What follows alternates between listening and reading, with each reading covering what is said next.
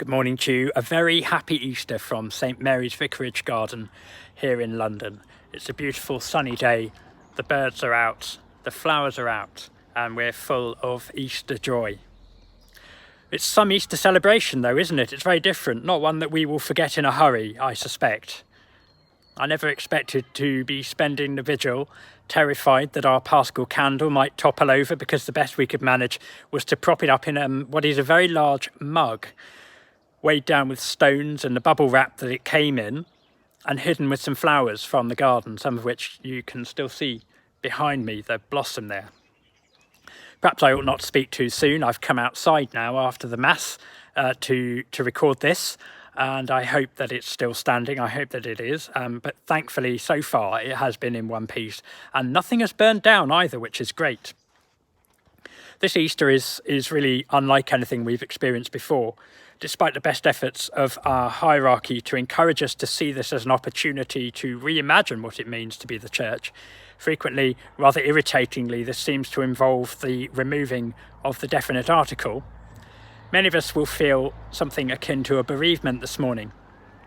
I felt it keenly last night, and it was very much apparent to me then, even more so than it had done since this state of affairs first began on Mothering Sunday.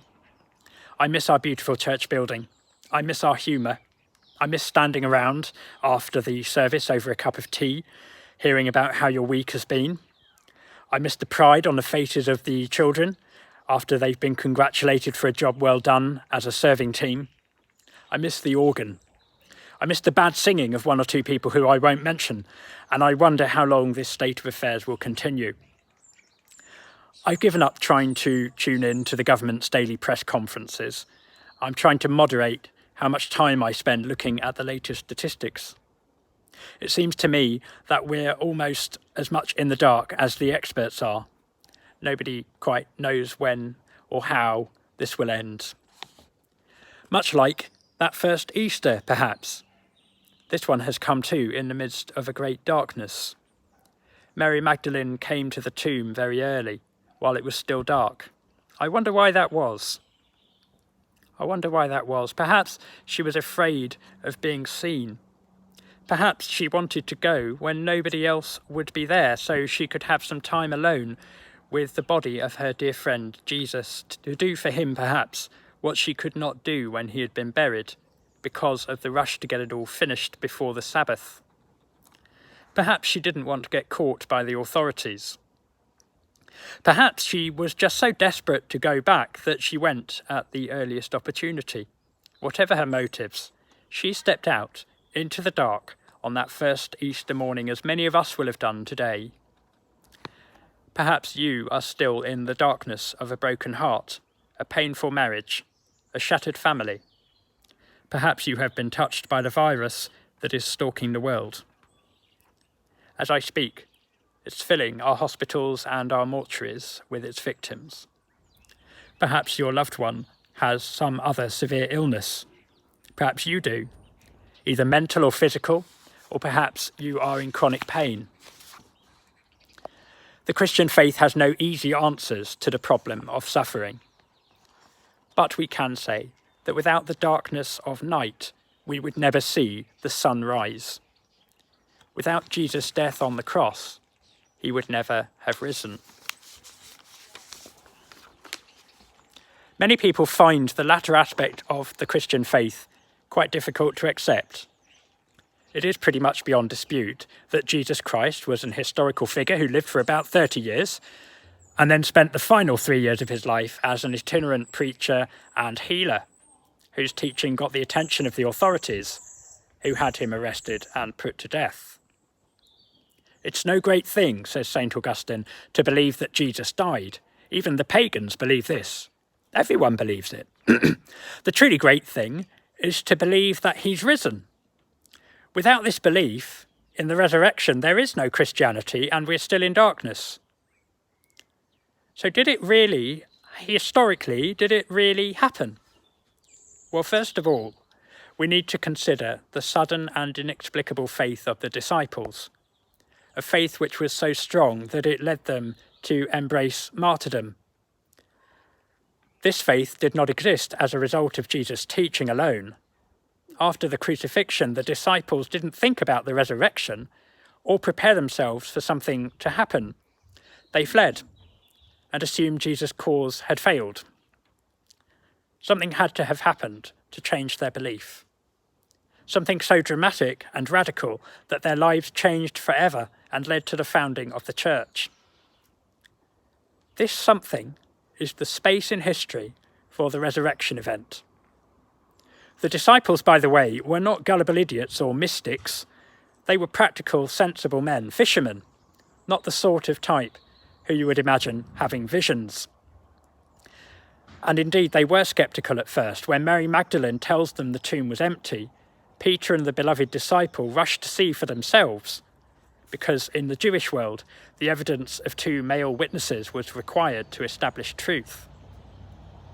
And later on, when Jesus appeared to them, he almost has to overpower their reluctance. He says, "O foolish men, how slow and slow of heart to believe." They would have been the first to feel tricked and would surely have not wanted to deceive others as well. What possible gain would they have had to face persecution and death for someone who was really dead?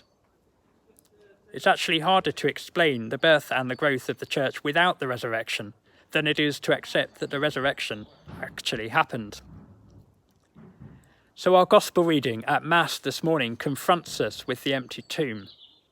Mary tells the disciples that he is missing and that we don't know where they have put him. Presumably they means the authorities. There is no appearance of Jesus here, just an empty tomb and confusion. History demands that we go to the empty tomb with the 2 disciples and see that it is just as Mary said it was. But history does not see the risen Christ. It is not enough to look with the eyes of history. We must look with the eyes of the beloved disciple who saw and believed. It is only through faith that we can see the risen one. In Luke's Gospel, an angel appears to the women and asks them, "Why do you seek the living among the dead?" This is almost a rebuke to us, as if we have been looking for Jesus in the wrong place. Now today, as I said at the beginning, some would have us believe that we have spent too long looking for Jesus in our church buildings and that we need to take this opportunity to reimagine what being the church means. It is almost as if such people are glad to have an excuse to shut down some aspects of our Christian way of life, to shed ourselves of those expensive, cold, damp and expensive buildings and focus what really matters.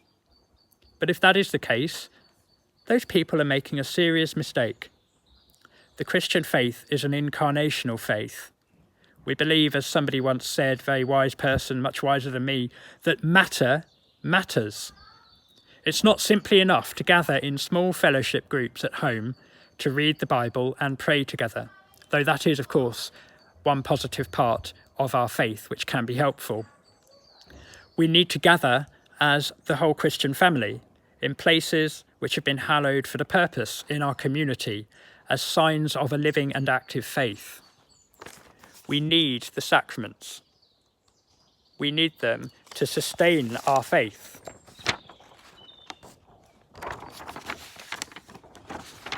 We need them to sustain our Christian life, these outward and visible signs of inward and spiritual grace given to us by God for our sanctification. The fact that we are not able to gather today to celebrate the resurrection in the same place that our forebears here at St Mary's have done since at least 938 AD is a source of deep pain for us, and we should acknowledge it as such. We should be free to sigh and shed tears and long for the day when we will be free to gather there once again around the altar of our salvation and offer the holy sacrifice together. And in the meantime, we must cling to the hope that is offered to us, that amid the darkness of that first Easter morning, Jesus was truly raised from the dead, not in some mystical, spiritual way involving a divine conjuring trick with bones, but truly, physically, tangibly, bodily. This truth is not visible with the eyes of critical historical analysis, but not all truths are. So as the day dawns, we look into the empty tomb with the eyes of faith, and we believe. It is this faith which will give us the strength to endure these days of our isolation, and which will inspire us to reach out to those who are vulnerable. Despite the emptiness of the tomb, we see and we grow stronger. Of course, it won't always feel like that. Sometimes we will feel lost and confused, and we won't know what to do next. But at those times, we must try to remember that at Easter, life overcame death. We can't prove what we believe, because faith is trust in God. We know that despite all the times of darkness and suffering we go through in this life, we are loved nevertheless. We believe in spite of the apparent hard evidence nevertheless. As broken and confused and in pain as we may be, God has chosen us to proclaim the resurrection to the world. Christ is risen, and this is just the beginning. A very happy Easter to you all.